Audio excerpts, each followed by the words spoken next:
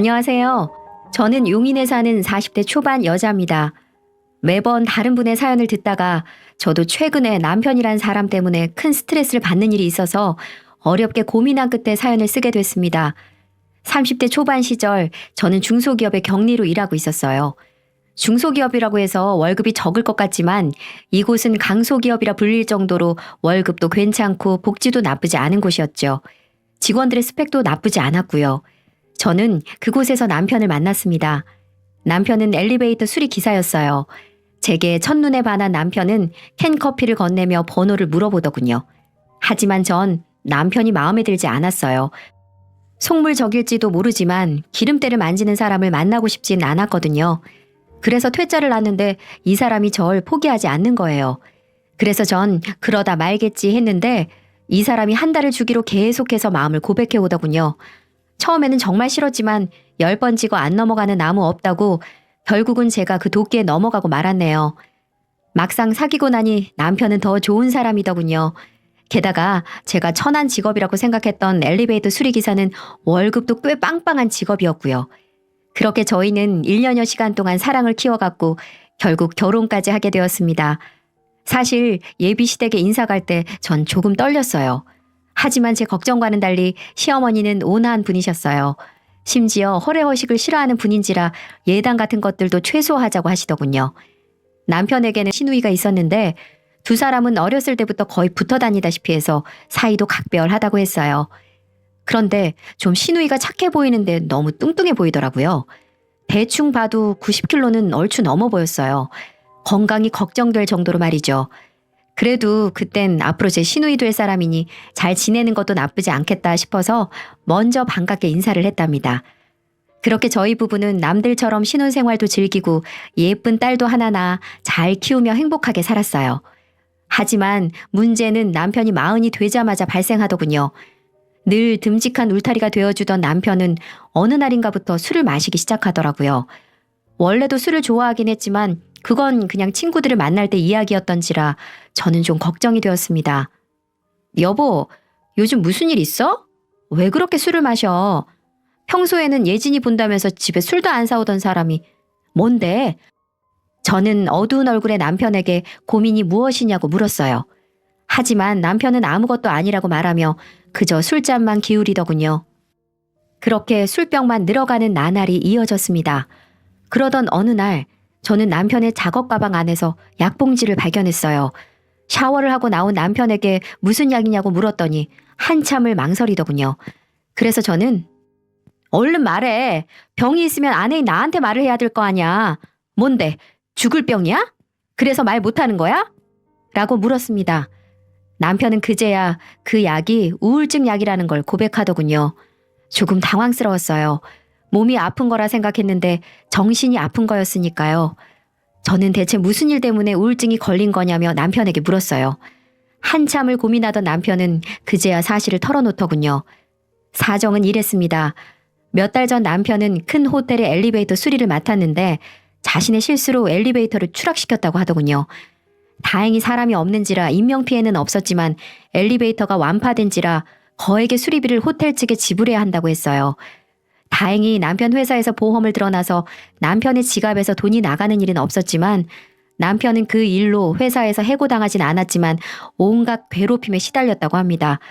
그러다 버티지 못한 남편은 회사를 그만두게 되었던 거죠. 남편은 제게 회사 퇴사 사실을 숨긴 채 이리저리 구직을 했다고 해요. 하지만 취직은 쉽지 않았고 생활고에 대한 압박감 때문에 술만 마시다가 우울증이 걸렸다고 했습니다.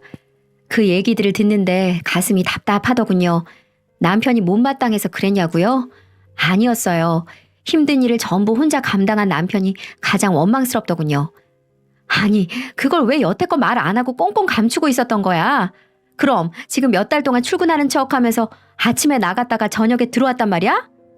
제 물음에 남편은 고개를 푹 숙인 채 눈물만 흘리더군요. 저는 그런 남편의 모습을 보는 게 속상했어요. 솔직히 잔소리를 퍼부어주고 싶었죠. 하지만 눈물을 보이는 남편에게 어떻게 그러겠습니까? 그래서 저는 남편을 꼭 안아주며 그동안 마음고생 정말 많았다고 해주었어요. 결국 저와 제 자식을 위해 끙끙 앓았던 거니까요. 이후 저는 남편에게 잠시 쉬라고 말했어요. 어차피 제가 벌어오는 돈으로도 생활이 되니 이왕 해고 당한 김에 마음껏 쉬다가 구직하라고 말했죠. 남편은 알겠다고 말했습니다. 그렇게 반년이 흐르자 남편의 우울증이 조금씩 호전되었어요. 마시던 술도 줄이고요. 기운을 차린 남편은 제게 장사를 한번 해보고 싶다고 하더군요. 남편이 해보고 싶다는 종목은 보쌈집이었습니다. 어릴 적부터 자기가 보쌈 귀신이었다며 보쌈집을 차리면 성공할 수 있을 것 같다고 하더군요. 솔직히 말리고 싶었지만 겨우 기운을 내서 하겠다는 일을 막을 수는 없었죠. 솔직히 아무것도 안 하고 집에서 술만 먹는 모습이 보기 싫기도 했고요. 그렇게 저희 부부는 저희가 살던 아파트를 담보로 대출을 잔뜩 받아 차렸어요. 아파트는 정말 최후의 보루인지라 걱정이 많이 되었어요. 그런데 또 어떻게 장사가 되긴 되더군요. 장사라고는 한 번도 해본 적 없던 보쌈집이 잘 되다니 정말 신기한 일이었습니다. 자기가 요리 연구가 뺨친다고 하더니 그 말이 정말 맞는 것 같았어요. 하지만 딱 반년이 지나자마자 매출은 수직 하강했습니다. 남편이 잘못했냐고요? 네, 맞습니다. 이놈의 남편놈이 친구놈에게 저 몰래 개인 대출을 받아서 3천만 원을 빌려줬더군요. 중마고우라는 친구한테 돈을 빌려줬던 남편은 한 달만 쓰고 준다는 친구 부탁을 거절하지 못하고 빌려줬다가 그 친구가 연락이 두절되는 바람에 비싼 카드 대출 받아서 빌려준 돈을 온전히 남편 혼자 갚을 수밖에 없는 상황이 된 거죠. 그러자 남편은 믿었던 친구의 배신과 괜히 빌려줬다는 자책감에 그날 이후부터 가게에 아예 신경을 쓰지 않게 되더군요. 손님이 오든 안 오든 매일같이 가게에서 술을 퍼먹고 있으니 어떤 손님이 좋아라 할까요? 영업시간에 술을 마시다니 완전히 미친 짓이었죠. 제가 이 일로 잔소리를 하니 남편은 아니 그럼 손님이 하나도 없는데 어떡하라고? 그냥 멀뚱히 서 있을까? 술이라도 집어넣어야 내 썩은 속이 좀 풀릴 거 아니야. 라며 소리를 치더군요. 남편이 그렇게 나오니 할 말이 없었습니다. 가장 답답한 건 남편일 테니까요. 하지만 정도가 너무 심했어요. 배달 음식 안주에 소주를 매일 2~3병씩 들이켰으니까요. 그 바람에 남편의 몸무게는 85kg에서 100kg을 훌쩍 넘고 말았습니다. 사람이 나이가 들면 살이야 당연히 찌는 거라지만 남편은 너무나 단기간에 쪄버렸기에 걱정이 되었어요. 사실 고도비만인 사람들의 말로야 뻔하잖아요. 그런데 이 상황에서 시어머니의 반응이 너무 웃기더군요. 시어머니는 남편의 가게 사정을 대충 알긴 하셨는데요. 저희 부부가 오랜만에 시댁에 방문하니 남편을 바라보며 아이고 내 아들 왜 이렇게 얼굴이 반쪽이 됐어? 그렇게 힘드니? 어? 아이고 욕본다 욕봐. 우리 귀한 아들 사업한다고 욕봐. 라며 발을 동동 구르시는 거예요. 심지어 저에게 남편 밥 좀 잘 챙겨주라면서 삐쩍 마른 남편을 보면 죄책감도 안 드냐고 하시더군요. 정말 어이가 없었습니다. 100kg은 훌쩍 넘는 사람을 보고 말랐다니요.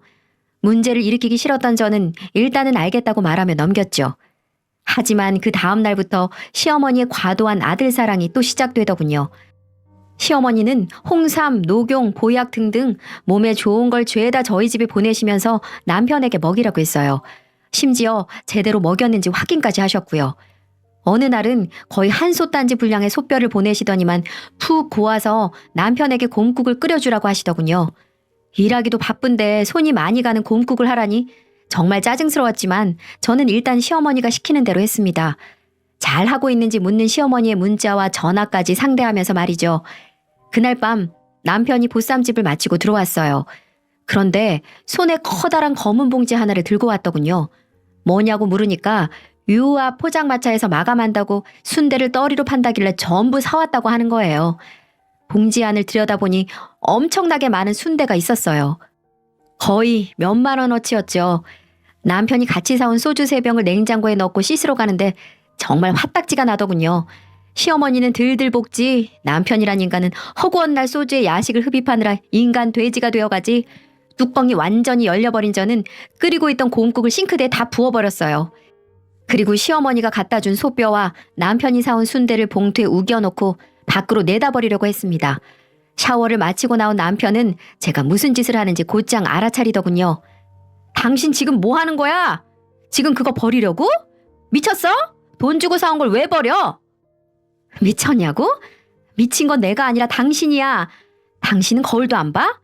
거울 속에 있는 당신 몸뚱이가 하루가 다르게 무너져가는 거 안 보이냐고? 저는 띠룩띠룩 살이 찐 남편에게 소리를 질렀습니다. 사실 남편이 회사도 그만두고 친구에게 배신을 당하면서 정말 힘들다 보니 그럴 수 있다고 생각했어요. 물론 처음에는 100번 이해하려고 했고요. 하지만 갈수록 남편의 행동들이 도가 지나치다 보니 점점 지쳐만 가더라고요. 그래서 전 남편에게 마지막으로 말했습니다. 그래, 당신 지금껏 힘들었던 거 알아. 근데 이건 아니잖아. 언제까지 이렇게 살 건데? 지금 당신 힘들다고 매번 술에 배달 음식을 잔뜩 시켜 먹는 바람에 살이 나하고 결혼할 때보다 몇 킬로나 찐 줄 알아? 무려 30킬로나 쪘어. 이게 말이 돼? 언제까지 내가 당신을 이해해야 되고 보고만 있어야 되는 건데? 당신 딸이 뭘 하는 줄 알아? 당신이 창피하대. 돼지 같아서. 딸한테까지 그런 소리 듣고 싶어? 정말 마지막으로 말하는데 한 번만 더 이런 모습 보이면 나 당신이랑 못 살아.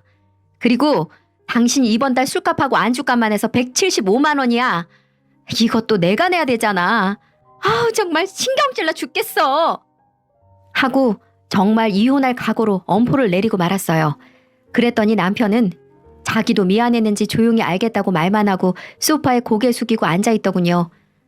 또 그 모습이 왜 그리 짠해 보이는지 아마 자기 딸이 돼지 같다는 말에 충격을 받은 듯 했습니다.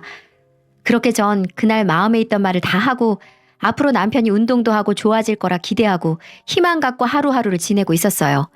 하지만 어휴 정말 지긋지긋하네요. 제가 그렇게 말한 뒤 5일은 자제하나 싶더니 6일째 되는 날에 일이 터지고 말았습니다. 제가 그날은 친정의 어머님이 몸이 안 좋으시다고 해서 집을 다녀온 날이었어요. 남편에게는 엄마가 몸이 안 좋아 하룻밤 자고 온다고 말을 했었고요. 그러자 남편은 아무 걱정하지 말고 우리 딸 밥은 잘 챙겨줄 테니 자기만 믿으라면서 하루 정도는 편히 쉬고 오라고 하더군요. 그래서 전 일단 알겠다고 하고 친정 엄마한테 갔는데 엄마는 제게 괜찮다면서 저녁 먹고 그냥 가라고 하시더군요. 그래서 전 엄마에게 죽을 챙겨드리고 집으로 갔는데 문을 열고 집안을 보고 경악하고 말았습니다. 세상에 남편은 며칠 전에 저와 약속했던 건 언제 그랬냐는 듯 치킨에 피자에 족발에 모든 세상의 음식들을 잔뜩 시켜서 소주에 술을 마시고 있는 겁니다. 그리고 더 놀란 건 뭔 줄 아세요? 제가 처음에 90kg 넘는 시누이가 한 명 있다고 말씀드렸잖아요. 그 시누이까지 불러서 입에 치킨 양념을 잔뜩 묻히고 같이 돼지처럼 우걱우걱 먹고 있더군요. 마치 한 쌍의 돼지 부부 같아 보였어요. 당신 자고 온다면서 어떻게 왔어? 언니 왔어요? 오빠가 언니 없다고 오랜만에 한잔 하자고 해서 왔어요. 라며 해맑게 제게 인사를 한 신우의 모습을 보니 속에서 천불이 나더라고요. 그것뿐이 아니었습니다. 옆에서 앉아있는 제 딸도 족발을 함께 먹으며 해맑게 엄마 이거 너무 맛있어. 엄마도 와서 같이 먹자. 이리 와. 아빠가 저녁 대신 이거 시켜줬다. 이거 진짜 맛있어. 아휴 진짜 자기만 철석같이 믿으라면서 딸 밥 잘 챙겨주겠다고 했던 남편은 딸에게 저녁 차려주는 게 귀찮았던지 배달 음식을 시켜준 겁니다. 이게 말이 되는 소린가요? 결국 전 폭발하고 말았습니다.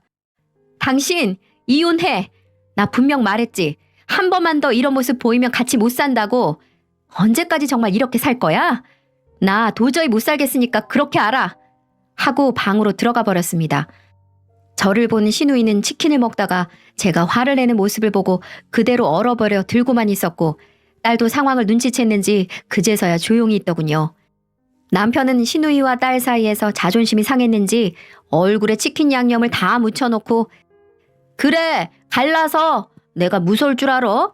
참나 먹는 것 가지고 난리야 라고 소리를 지르더군요.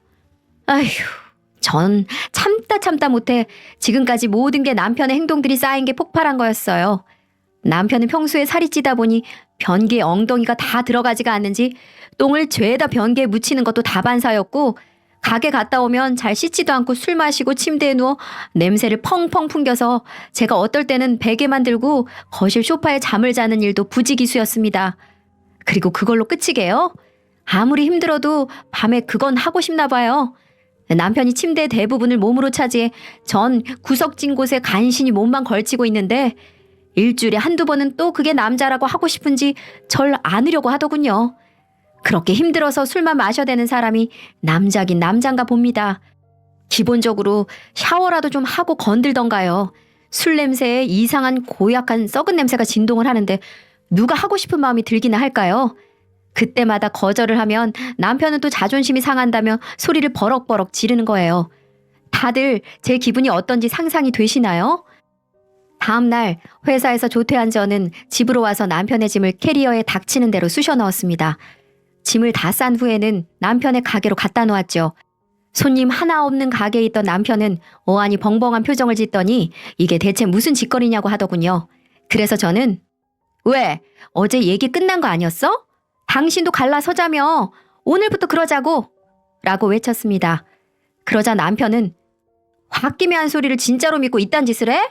부부가 싸우다 보면 이혼 얘기도 자연스럽게 할 수 있는 거지 그걸 진짜로 받아? 그리고 나만 잘못했냐? 당신도 잘못했잖아. 근데 왜 내가 나가야 하는데? 라고 하더군요. 그래서 저는 당신이란 사람 때문에 우리 집안이 망가지고 있고 그놈의 술이랑 배달 음식 때문에 당신뿐만이 아니라 우리 예진이까지 비만이 될 것 같으니까 그냥 나가 살라고 했죠. 저희는 그렇게 보쌈집에서 설전을 벌였습니다. 안 그래도 없는 손님을 아주 떠나버리게 할 일이었죠. 화가 잔뜩 난 남편은 제가 건넨 짐을 가지고 시댁으로 들어가더군요. 아들 바보 시어머니는 당연히 난리가 났죠. 제게 당장 찾아오더니 얘, 너 지금 뭐 하는 거니? 고작 그런 일 가지고 이혼을 입에 담고 남편을 쫓아내기까지 해? 너 아주 막장이구나. 네, 어머니, 저 막장이에요. 근데요, 저보다는 어머님 아들이 더 막장이거든요. 오늘 남편 몸뚱이 보셨죠? 그게 사람이에요?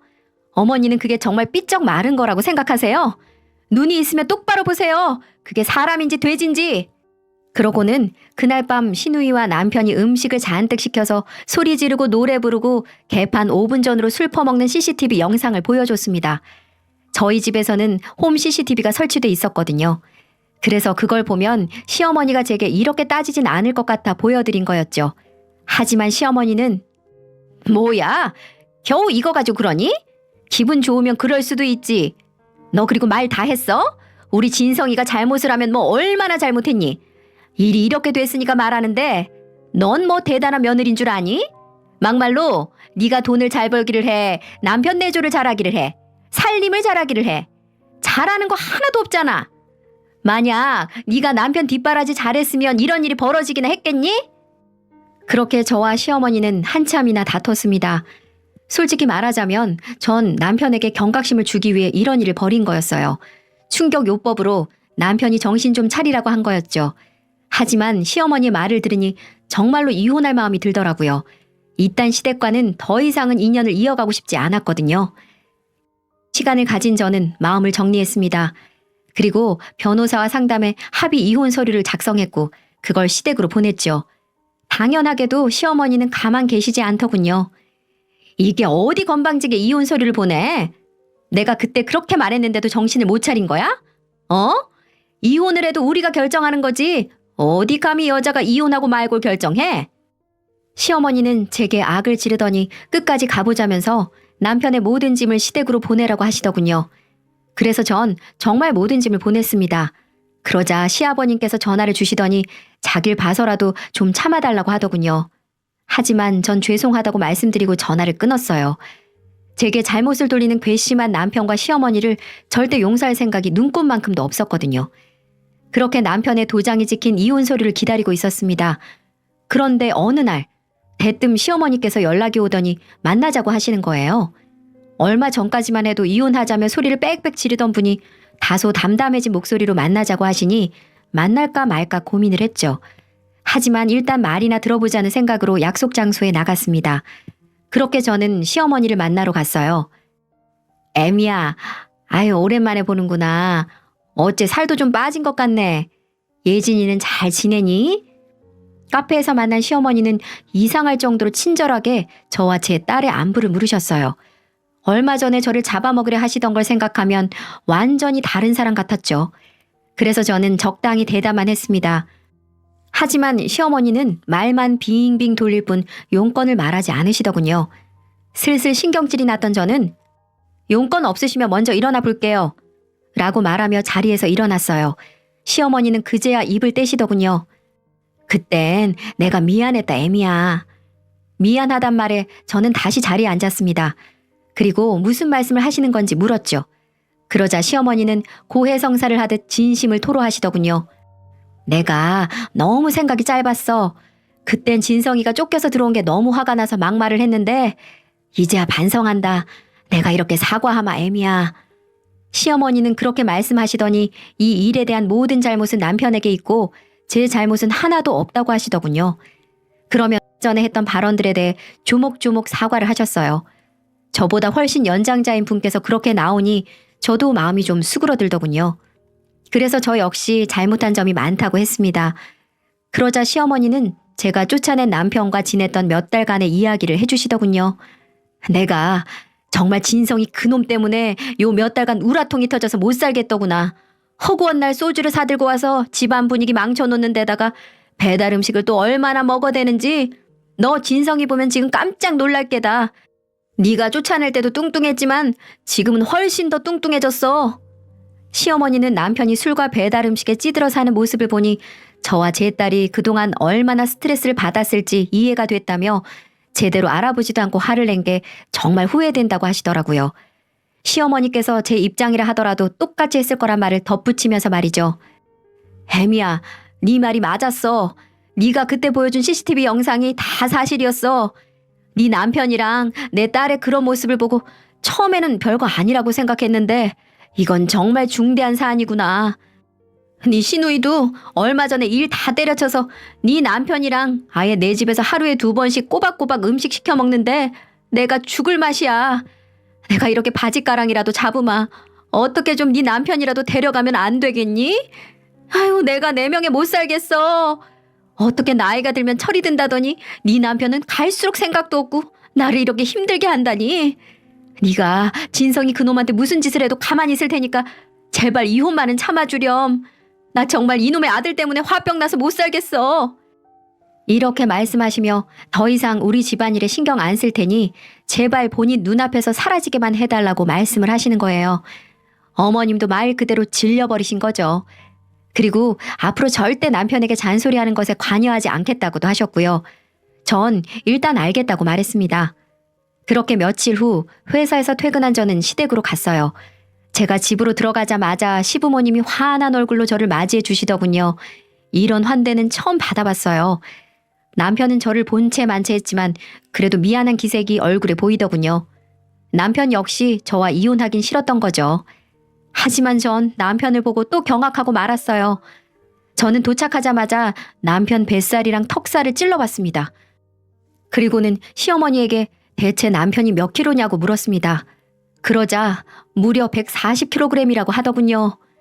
어머니, 죄송해요. 제가 웬만하면 어머니 부탁 좀 들어드리려고 했는데 이건 제가 어떻게 할 수가 있는 게 아니에요. 이 사람은 구제가 불가능해요. 저 가볼게요. 죄송합니다.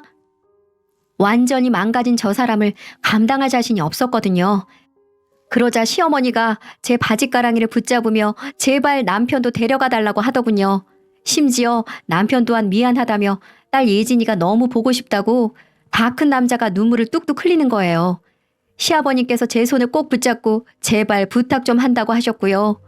온 가족이 그렇게 제게 애원을 하니 마음이 약해졌습니다. 그래서 전 약속 한 가지를 했어요. 제가 딱 한 달 후에 다시 와볼게요. 만약 그때 남편이 20kg을 감량하지 못하면 전 그냥 이혼할게요. 시부모님과 남편은 어떻게 한 달 만에 20kg을 빼냐며 조금만 줄여달라고 하더군요.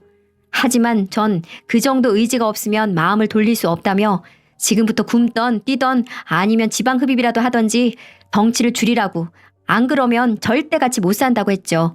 이건 경고가 아니라 진심이었어요. 한 달에 20kg을 감량하는 게 어려운 일이란 건 잘 알지만 그 정도 의지도 없는 사람과 살고 싶진 않았거든요. 그리고 주위에서 들어보니 금방 찐 살들은 하루에 한 끼만 먹고 2시간씩 꾸준히 운동을 하면 금방 빠진다는 소리도 제가 어디선가 들었거든요. 그래서 전 남편의 의지력을 믿어보기로 했습니다. 만약에 우리 가족이랑 다시 살고 싶다면 어떻게든 살을 뺄 거라고. 만약에 그럴 마음이 없다면 지금 모습 그대로일 테니까요. 그렇게 한 달이 흘렀고 저는 시댁으로 갔습니다. 남편은 여전히 거구였지만 어쩐지 살이 빠진 듯한 모습이더군요. 기대를 하지 않았지만 그래도 노력한 티가 나더라고요. 하지만 약속은 약속이기에 남편은 제 앞에서 체중계에 올랐습니다. 결과는 성공이었어요. 한 달 만에 무려 21kg을 감량했거든요. 알고 보니 남편은 저와의 약속을 지키기 위해 하루에 방울토마토 몇 알, 닭가슴살만 먹으며 혹독한 다이어트를 했다더군요. 보통 사람도 힘들 다이어트를 매일 술과 야식으로 때우던 사람이 해내다니 전 그 정도면 남편을 용서해도 될 것 같아 다시 집으로 데려왔어요. 그렇게 다시 일상으로 돌아간 어느 날 남편이 뭔가를 보더니 지갑 안으로 집어넣더군요. 뭐냐고 물으니 이혼 서류라고 하더군요. 그래서 그걸 왜 지갑에 갖고 다니냐고 하니까 저와 이혼하려고 했을 때 인생을 포기하고 싶을 정도로 괴로웠다며 그때로 절대 돌아가지 않기 위해 종종 이혼 서류를 꺼내보며 정신을 다잡는다고 하더라고요. 남편이 그렇게 변화한 모습을 보니 참 기뻤습니다. 술과 배달 음식을 완전히 끊은 남편은 일반식으로 돌렸음에도 살이 쭉쭉 빠지더군요. 그리고 총각된 몸무게를 되찾았어요. 심지어 띠룩띠룩 살찐 시절로 돌아가기 싫다며 헬스장에 다니더군요. 놀라울 정도로 대단한 의지였죠. 그렇게 성실히 살다 보니 행운이 찾아왔습니다. 남편이 다른 엘리베이터 수리회사에 취직했거든요. 심지어 경력을 인정받아서 전보다 더 높은 연봉을 받게 됐고요. 그렇게 저희는 맞벌이를 하며 오손도손 행복하게 살고 있습니다. 저는 이 기회를 빌어 남편에게 고마움을 전하고 싶네요. 사실 남편이 망가진 이유는 본인의 잘못 때문이 아니라 순전히 실수 때문이었거든요. 그 바람에 삶이 엉망이 되었고 저와 이혼 직전까지 가게 된 거고요. 그래도 저와 딸을 지키겠다는 그 마음으로 초인적인 의지를 발휘한 남편에게 저는 큰 박수를 쳐주고 싶습니다. 밑바닥까지 추락한 삶을 다시 끌어올리기는 결코 쉬운 일이 아니니까요. 지금까지 제 긴 사연 들어주셔서 감사합니다.